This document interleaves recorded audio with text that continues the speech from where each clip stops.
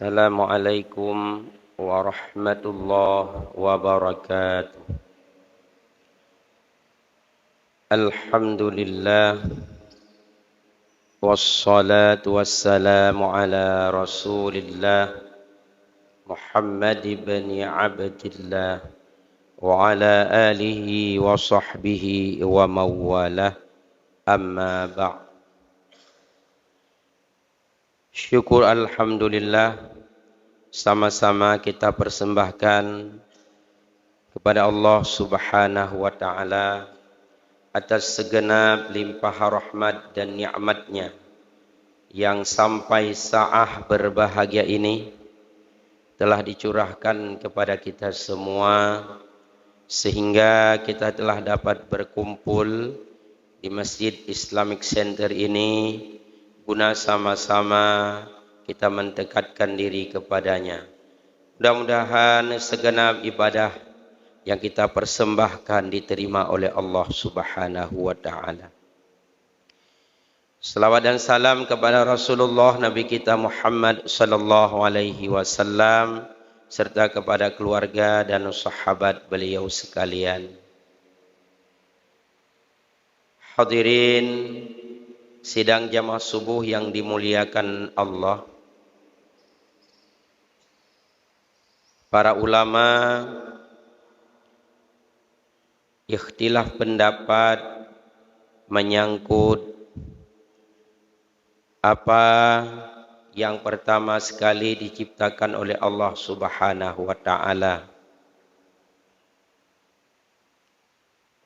Ada yang mengatakan makhluk pertama yang diciptakan Allah Subhanahu wa taala adalah arasy.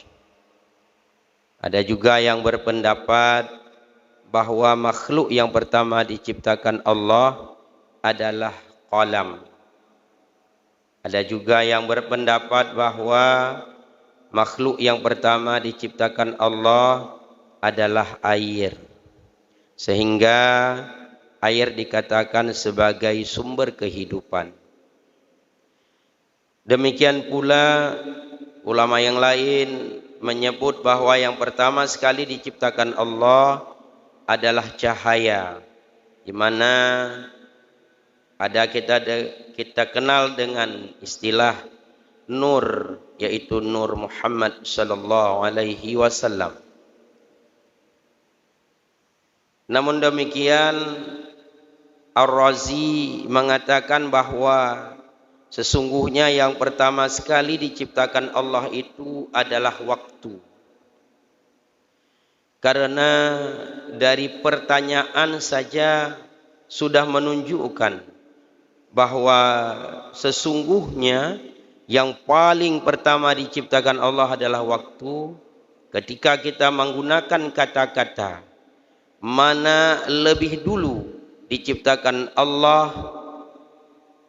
apakah arasy atau air atau qalam dan sebagainya, maka kalimat itu sesungguhnya tersirat makna bahwa yang pertama sekali diciptakan Allah adalah waktu. Hal ini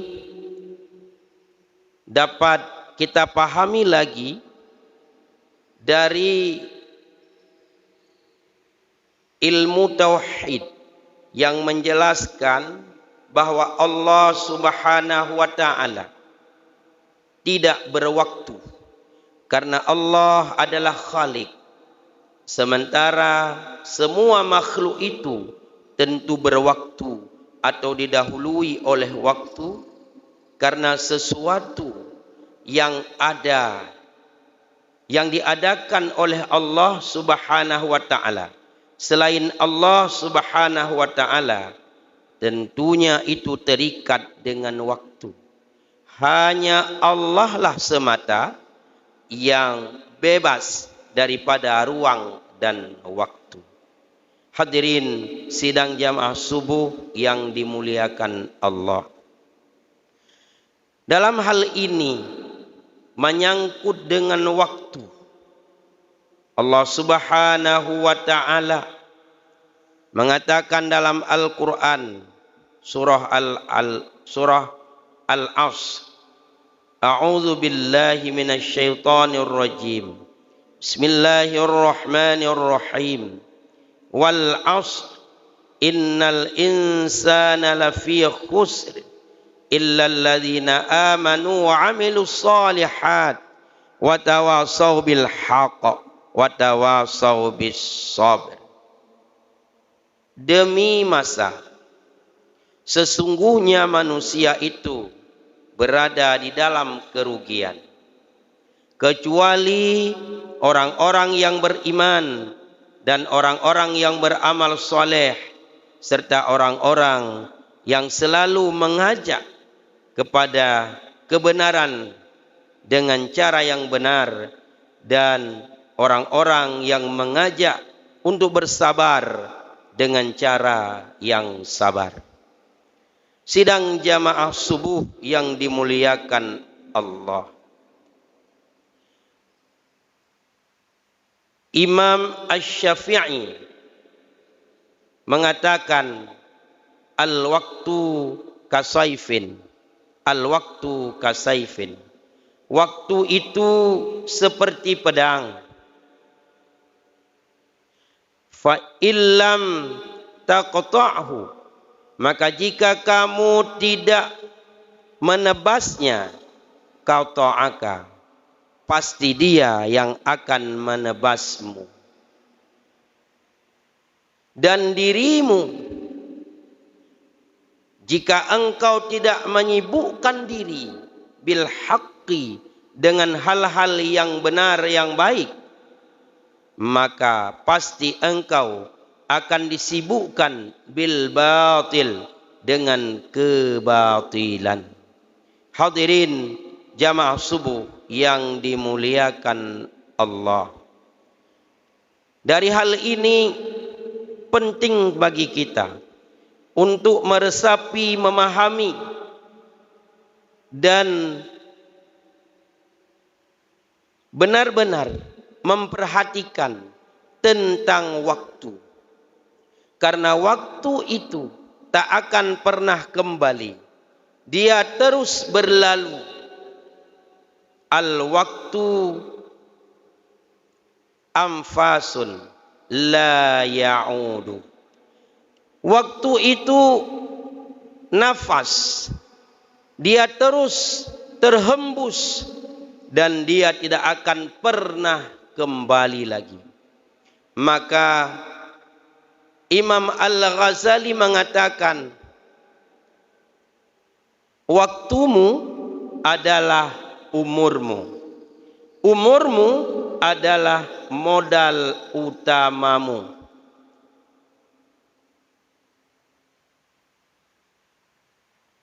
Dengan dia engkau akan jadikan modal untuk mencapai kebahagiaan yang abadi di sisi Allah Subhanahu wa ta'ala. Nafas yang sudah dihembus itu adalah permata, dan dia tidak akan pernah terganti. Sidang jamaah subuh yang dimuliakan Allah, umur yang diberikan Allah kepada siapapun hambanya terus berlalu, dari kecil kemudian menjadi kanak-kanak, remaja, dewasa, tua, dan kemudian kembali kepada Allah Subhanahu wa ta'ala. Tak ada seorang pun yang bisa mengembalikan kehidupannya pada masa yang lalu. Yang hanya bisa dia lakukan adalah bagaimana mempersiapkan dan merencanakan kehidupan dia pada masa yang akan datang. Terutama bagaimana dia bisa menyiapkan dirinya untuk hidup bahagia setelah dia mati. Sidang jamaah subuh yang dimuliakan Allah, ada satu kata mutiara, di mana kata mutiara itu juga tercantum di dalam ilmu nahu. Laita syabab ya'udu yauman.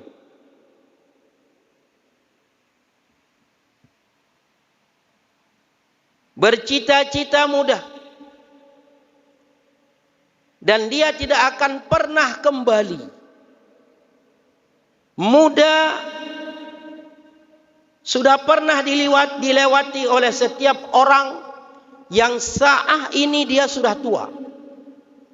Dan masa muda itu tidak akan pernah kembali bagi dirinya. Oleh karena itu, kita-kita yang belum beranjak untuk dewasa, di saat kita masih diberikan kesempatan Allah di masa muda, maka mestinya kita memanfaatkan masa muda itu untuk hal-hal yang bermanfaat, untuk belajar ilmu pengetahuan, mengisinya dengan berbagai kebaikan-kebaikan. Sungguh sangat menyedihkan bila kita melihat kenyataan hari ini, di mana pemuda-pemuda kita, mereka tidak memanfaatkan waktu dengan sebaik-baiknya. Justru mereka menghabiskan waktu di tempat-tempat yang tidak bermanfaat, dengan kegiatan-kegiatan yang juga tidak bermanfaat. Abeh wate ngan menjaga kemit malam lewat, duduk di tempat rame-rame, mengobrol, main game dan sebagainya, pulang ke rumah lewat tengah malam, subuh tak terbangun, belajar, mengantuk dan sebagainya. Para guru mengeluh di sekolah. Mengapa? Karena murid banyak yang mengantuk ketika belajar. Guru begitu antusias menyampaikan pelajaran, tapi muridnya begitu enak dalam mimpinya di atas bangku. Kenapa? Malam hana tengut, menjaga ketika belajar tengut. Maka cocok kalau di belakang mobil-mobil truk itu ditulis malam. Cocok kepada mereka-mereka yang tidak tidur malam, bukan karena beribadah, bukan karena belajar, bukan karena bekerja, bukan karena menjaga orang sakit dan sebagainya. Begitu juga dengan para mahasiswa. Banyak dosen mengeluh, tak ada yang masuk ke pikirannya. Bagaimana bisa orang tengok dapuruno? Hana icah ulai. Kenapa? Hansep tengut malam. Apa yang dia lakukan? Bergadang. Maka pantas dan bagus sekali bila mana PJ Gubernur kita membuat peraturan supaya tempat-tempat yang di sana banyak orang berkumpul pada malam atau disebut dengan kafe-kafe tutup paling telat jam 12 malam. Karena banyak efek-efek negatif yang muncul ketika orang telat tidur malam. Terutama anak-anak muda, para remaja. Hadirin sidang jamaah subuh yang dimuliakan Allah Subhanahu wa ta'ala. Habis waktu, tidak dimanfaatkan Lalu esok dia menjadi siapa? Apa yang akan kita harapkan kepada generasi yang akan datang? Bila mana waktu belajarnya dihabiskan untuk bergadang. Ditambah lagi orang tua tak peduli. Ini adalah akibat daripada tidak ada kontrol orang tua terhadap anak. Kalah orang tua dengan anak. Anak berani melawan orang tua. Anak tak mau diatur orang tua. Padahal kendaraannya dibeli oleh orang tuanya. Uang jajannya dikasih oleh orang tuanya. Semua fasilitas itu disediakan oleh orang tuanya. Tetapi orang tuanya malah kemudian diatur oleh anaknya. Maka orang tua mesti ingat, waspada. Itu adalah kesalahan yang fatal sekali. Ketika anak dibiarkan tanpa kontrol. Sidang jamaah subuh yang dimuliakan Allah. Oleh karena itu, anak-anakku sekalian, kesempatan ketika kita masih dini untuk mengisi otak kita dengan ilmu pengetahuan, maka manfaatkanlah itu dengan sebaik-baiknya, karena umur adalah modal. Umur adalah waktu, kesempatan tak akan pernah kembali. Jangan lalai, jangan terpedaya, jangan tertipu. Karena Rasulullah sallallahu alaihi wasallam menyampaikan dalam suatu hadis, ni'matan maghbunun fiha katsirun minan nas. Ada dua nikmat, ni'matani, ada dua nikmat. Maghbunun fiha katsirun minan nas. Banyak orang yang tertipu, lalai pada dua nikmat itu oleh kebanyakan daripada manusia. Apa itu? As-sihhatu wal firagh. Hadis riwayat Bukhari. Yang pertama adalah kesehatan, yang kedua adalah kesempatan. Ada orang sehat, tapi tak ada kesempatan. Sibuk sekali. Ada yang lain tidak ada kesibukan, ada kesempatan, tapi sakit, tak sehat. Ada orang dikasih Allah dua-dua dia punya. Dia sehat, dia punya kesempatan, tapi malas. Ini yang paling rugi.